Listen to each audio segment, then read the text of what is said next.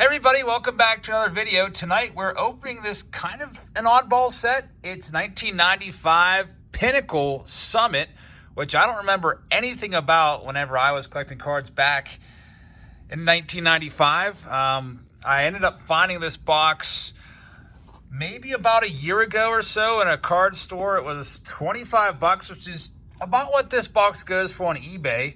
And there's 24 packs in this box, 7 cards per pack, and apparently there's a 4-tier chase program that will be looking for some insert cards. We've got Nth Degree, which is 1 in every 4 packs. We'll probably find a few of those. New Age, which I believe is 1 in 18. 21 Club, which is 1 in 36. And Big Bang is 1 in 72 packs. So we'd be lucky to find one of those. But I don't know too much about this product, so let's open it up and see what it's all about together here. And hopefully we find some good stuff. Looking over the checklist, there is not a whole lot of rookies that can be found in here, unless you like Bobby Higginson and Carlos Perez and guys like that. So the best cards are going to be the Hall of Famers, guys like Ripken Jr. and Ken Griffey Jr. and all those guys. There's 200 cards in the set, so hopefully we see most of them, not a lot of repeats. So opening this up, you can see that they were packaged like so, which you really didn't ever see this in the 90s, cards standing up like that. Usually they're always laying down. I wasn't really expecting this to be the format of it, but let's get right to it and open these up. All right, so 1995 scores, 7-player cards, Summit. I might recognize these once they're opened. J Bell's on the back. Oh yeah, I remember these. I was never a huge fan of these. I guess they were like $1.99 a pack, and I typically stuck to the cheaper stuff. There's Mark Mcgwire, who is not in the Hall of Fame, but some people think he should be just because he did break Roger Maris's record, although with a giant asterisk. Dave Cone, Bat Speed Curry Puckett, he's a Hall of Famer. And Jay Bell, who I used to like as a kid growing up. Jay Bell would always drop down sacrifice bunts. He used to bat second in the order, so lead off here would get on. He was dropping down a bunt. Jay Bell made bunting cool, at least for me. Now people are like, what, you bunt? That's not cool anymore. We got Albert Bell on top. Then Frank Thomas, he's a Hall of Famer. The Big Hurt. By the way, the back of the cards look like this. I guess they're trying to be all, I don't know, sabermetric-y with their breakdown of the stats by month, which I guess is kind of cool. Reminds me of Bowman, how they would break it down in 89. There's Mike Mussina, Hall of Famer. Special delivery. You got a rookie of Shannon Penn, who never really made anything of himself, at least at the major league level. There's Ozzie Smith, another Hall of Famer. And Ray Durham, rookie. He had a nice career, Ray Durham. Next pack, still have not found any insert cards. Most likely we're going to find those Nth Degree cards, which are supposedly worth 8 times the value of the regular cards. So according to Beckett, which I'm just using Beckett for this, the most valuable card in the set's $2. Ripken Jr. So if we find that Nth Degree, that'd be a $16 card. There's Brad Klontz. Always used to like the way this guy would throw. He was a submariner and would come down from way underneath. Ray Langford. We've got Alan Battle. And it looks like we finally have an insert card. Ishmael Valdez. 21 Clubs. So that's not too shabby right there. I mean, not the biggest name whatsoever. He's a common, but that's a 1 in 18 packs. So you're looking at a card that might be worth $1 right there if you were lucky enough to get the high Beckett price, which we all know is pretty tough to do nowadays for cards from the 90s, since they overproduce cards from the 90s so much. These cards are a dime a dozen, like literally. All right, we got Moises Alou on top. He's forever linked to Steve Bartman, the Chicago Cubs fan that inadvertently reached up for a foul ball and made Moises Alou miss it, and subsequently led to a 7-run inning in the 2003 NLCS, and then the Cubs would lose, and everybody hated Steve Bartman, and it basically ruined his life. Check out this one. This might be one of those Nth Degree. Jeffrey Hammonds. Yep, that's an Nth Degree card. Again, that's worth about 6 to 8 times what a regular card's worth. So if this is a 5-cent card, guess what? We just got a 30-cent card. So I guess we'll take that. And we've got Will the Thrill Clark, who had a nice career mostly with the Giants, and Alex Gonzalez, who also was involved in that Moises Alou and Steve Bartman game. If I'm not mistaken, he booted an easy ground ball that led to a prolonged inning there, and Mark Pryor just could not stop the bleeding. There's Bob Hamelin. Always wore those, like, spectacles, looking very intelligent on the field. A-Rod rookie, Alex Rodriguez, 1995 rookie. Obviously, his true rookie is the year before, but still a pretty cool card. A-Rod, not in the Hall of Fame.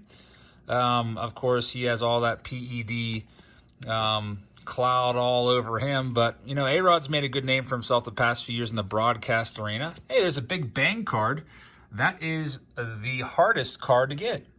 Like I said, it's 1 in 72 packs, so we would have to buy like 3 of these boxes to even think about finding one of these. Paul Molitor, Hall of Famer. So you might be thinking, what the heck is this worth? A Paul Molitor Hall of Fame card. That's an $8 card right there, according to Beckett. So I'd be happy to get $2 for that if I was at a card store or selling it on eBay. Still a pretty cool one. Paul Molitor, of course, never really had a ton of value in his cards growing up. He was kind of just a tier above a common player, unfortunately. There's Barry Bonds' bat speed, and on the back, does it measure his exit velocity or anything? Nope.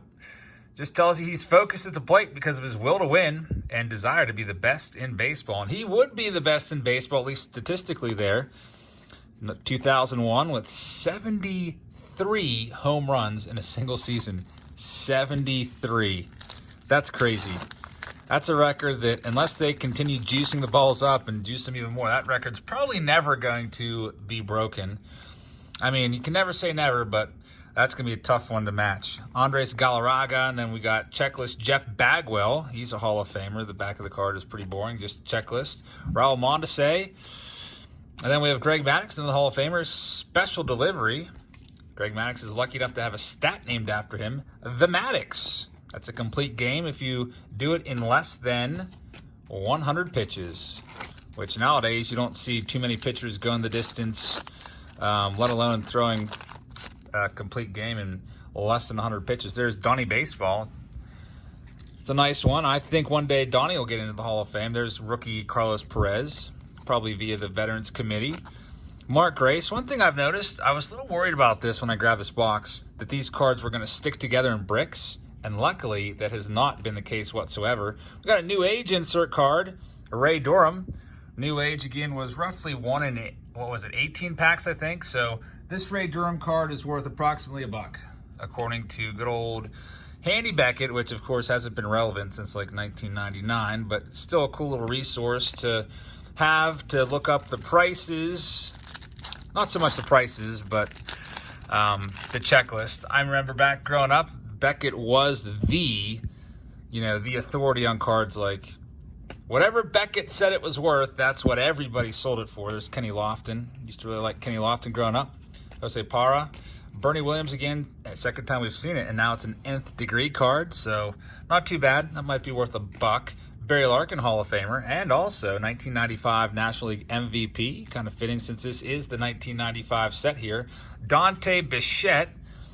Father of Bo Bichette, of course, you all know that by now. He was a slugger in his day. And Midray Cummings, a failed Pirates prospect that never really did anything for us at all, and was at least a minor factor in those 20 years of losing, 20 consecutive seasons with a losing record the Pirates suffered through.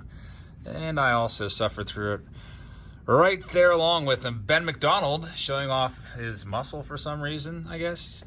Not really known for his power or strength, but all right. Rudy Pemberton. Literally have no idea who this guy is. Deion Sanders is the next one. Lenny Dykstra. Nails Dykstra, always getting himself in trouble for running his mouth. He's in a feud right now with Ron Darling. Ron Darling divulged some information in his book about Lenny Dykstra that Lenny didn't take kind to, and now is suing Ron Darling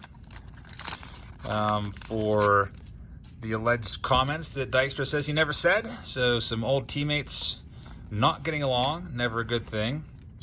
Now we got a little bit of stickiness there. Michael Tucker, speedy guy. Must remember him for his time with the Braves. Will Cordero. He wasn't too bad for a few years. Played with the Buccos. Steve Carsey. Got a Hall of Famer coming up after Hal Morris. I used to hate Hal Morris, and I don't know why. as a kid. I don't know, just rubbed me the wrong way. Maybe he did well against the Pirates. And Mike Piazza, bat speed, Hall of Famer. All right, so we are making our way through the box. Next pack. So these were $1.99 a piece back in 1995. 24 packs, so $48 for a box. I don't know if it's worth $25 for this, what I paid. Now we're getting a little bit of sticky cards in the middle. Usually they stick together because of the UV gloss. After the years, they just kind of brick up. Ivan Rodriguez is a Hall of Famer. Dave Nilsson from Australia. Would love to go to Australia one of these days. Have to put that on the bucket list of things to do. Jeff Mccurry, rookie. I'm a big Pirates fan and have no idea who this guy is. So they picked some obscure rookies. I guess maybe 95 wasn't the greatest year for rookie cards. If you think about it, like throughout all the sets, not a lot of go-to good cards in there. There's Roger Clemens, last card in the pack. The Rocket pulled his autograph last night in Flawless. 7 Cy Youngs, although I don't know if he'll get into the Hall of Fame or not. Dustin Hermanson. He wasn't too bad for a little bit. Mike Piazza, base card. Esteban Loaiza, who is a cocaine and drug king. Yep, he actually, after he retired from baseball, he became a drug kingpin. Just look up his name on Google and you'll read all about it. So I guess I think he made millions and millions of dollars in the big leagues, and it wasn't enough. He had to go and get involved in all that, and unfortunately, that bad decision now has him in jail for a long time. So I used to like Esteban Loaiza as a kid. All right, so Carlos Delgado, who's not in the Hall of Fame, but has the numbers to probably get at least a little bit more consideration. I think he fell off the ballot after his first year. If you fail to get 5% of the vote for the Hall of Fame in any one year, you're off the ballot the next year. Sammy Sosa's guy is just kind of hanging on, usually getting about 10% of the vote every year. Ken Griffey Jr., Mike Piazza, so not a bad pack. Kevin April, who always made the weirdest faces upon throwing the ball. And LaTroy Hawkins had a nice long career and just retired only probably like 2 years ago. LaTroy Hawkins definitely was a journeyman, and good for him for lasting for so long. Looks like we have an nth degree card in this pack. I do see some sparkles in there. Marty Cordova was a good one there for a while in the mid-90s. Alex Fernandez. He's got a no-hitter to his name. Jason Giambi. And guess what? I believe that's an error card. That's not Jason Giambi, as you can see. That is Ben Grieve. So we got this is an uncorrected error, so there's no value to it. On the back, they have the right picture. That's Jason Giambi. That's Ben Grieve. So kind of a cool card if you're a Giambi or Grieve fan, I guess. Wow, that's a good one. Greg Maddux, nth degree. So Greg Maddux card is worth about, what, $1.50 or so. So this card's probably at least around $10 if you go by Beckett prices. Maybe a big Greg Maddux fan might give you $5 for it. Not too bad. You can see it has the nth degree logo on the back, not numbered. They weren't numbering cards back then. Travis Fryman sticking to Randy Johnson. Got to see the big unit was his nickname, Randy Johnson, and Jeff Bagwell. So the set is pretty chock full of Hall of Famers. It seems like we're getting 2 or 3 out of every pack, which is nice. And there's another one. Chipper Jones, rookie coming up. Obviously, Chipper Jones' rookie card is not 1995. Do not get confused. His rookie's 1991 Bowman and 91 Topps. So you got to go back like 4 years prior. Garrett Anderson, not too bad. He had a nice career. Chili Davis. And there it is. Chipper Jones. Don't be naive and pay like $10 for this if you see it at a card store. It's not his rookie card. All right, here we go. Next one. Down to about 8 packs left after this one. I don't know. Tomorrow's Thanksgiving, so I don't know if I have a video or not, but I didn't do Throwback Thursday last week, so I felt like opening up some old cards. So I guess we can't call this Throwback Thursday. We always open old cards on Thursdays. I guess we'll call it Way Back Wednesday. How about that? Tom Glavine, Hall of Famer. 300-plus wins in his career. Benji Gill, stuck around for a while. Upside down card might be an insert. Yep, it's an nth degree. Paul Molitor. So we got 2 Paul Molitor cards out of this box. Swinging with his eyes closed there. I guess he swung and missed, possibly. But, you know, that's probably worth $1 or $2. Paul Molitor, Hall of Famer, but not a ton of values to his cards. Greg Jeffries, who I always call a bust, just because he was the most expensive and sought-after card in like 1988, early 1989. And then he went on to, not reach his full potential. Although, anytime I say that, people get mad and be like, well, he was a 1994 All-Star and had X amount of hits. Yeah, Greg Jeffries had a nice career, but never became a superstar. There's Tony Gwynn and Chuck Knobloch. All right, so down to the last, kind of weird how this is segmented. Last third of the box. Ken Griffey Jr., the first card in the set. Very nice. A lot of companies would always save that card number 1 for the best player in the game. And the kid, Ken Griffey Jr., gets it there. Hall of Famer Ken Griffey Jr. Everybody knows that, unless you're new to baseball. Ken Griffey Jr. is a good name, kids. Definitely, if you come across any of his cards, put him aside. Jason Bray, former bullpen coach of the Indians. I don't know if he's still around or not. David Bell, he's the manager of the Cincinnati Reds, and I bet he was just absolutely happy at the end of the season. I think the Reds were actually in Pittsburgh when Clint Hurdle got fired. David Bell and Clint Hurdle hated each other. David Bell especially hated Hurdle. Used to, all throughout the season, they had that big, kind of like a big undertone of, bad feelings between the two. And it really came to a head on July 30th? Or 31st of this past year when Amir Garrett charged into the Pirates dugout and just started fighting the entire team. David Bell said that Clint Hurdle was dirty and used to have the pitchers throw at his players and throw inside. And, he definitely probably was celebrating that day, made his day. Terry Steinbach, the last one there, he had some nice seasons at catcher for the Oakland A's. Ozzie Timmons on the back. Got Brian Anderson on top. Edgar Martinez, Hall of Famer, and deservedly so, one of the best DHs of all time. Although David Ortiz might be joining him soon in Cooperstown. Darrell Hamilton, who used to be an analyst but tragically passed away a few years ago. Mo Vaughn and Matt Williams, kind of a cool card there. Kind of looks like they're looking at each other, I guess. Not a lot of value to either of those guys, but Matt Williams had a great 1994. In fact, he was challenging Roger Maris's single-season record of 61 home runs when, come August 11th, baseball closed up shop and went away and never resumed for the rest of that season. Not until the end of April the following year as they all went on strike. There's Hideo Nomo. He was a really hot card back then. This card might have been used to, probably was a $10, $15 card back in the day. Joe Aranda had a nice career, played with the Buccos for a little bit. Greg Maddux again, and Ozzie Timmons. Down to 5 packs left to go.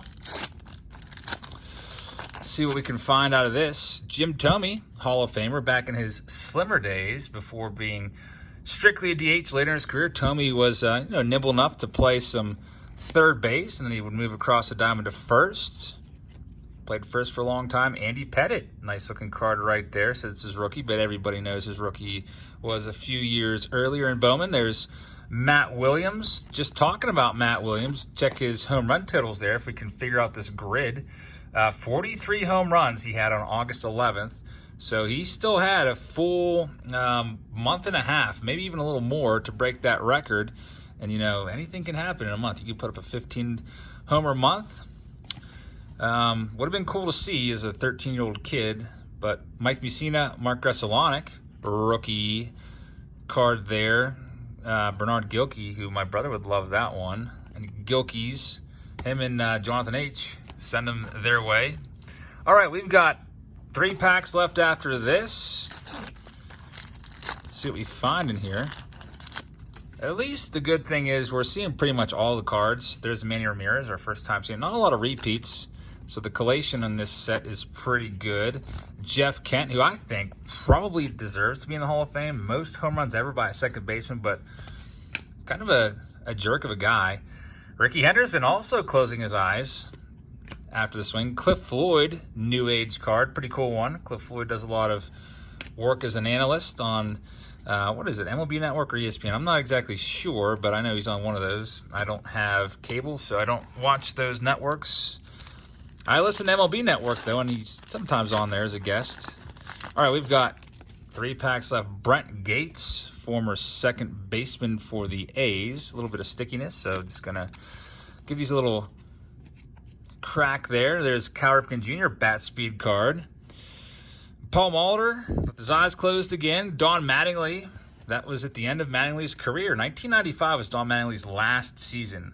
Unfortunately for Donnie Baseball, he missed out on the Yankees World Series runs there of 96, 98, 99, 2000. Just had too bad of a back, too many injuries, too banged up to continue. But, man, during those years in the 80s, he was the man. Tony Gwynn, Roger Cedeno.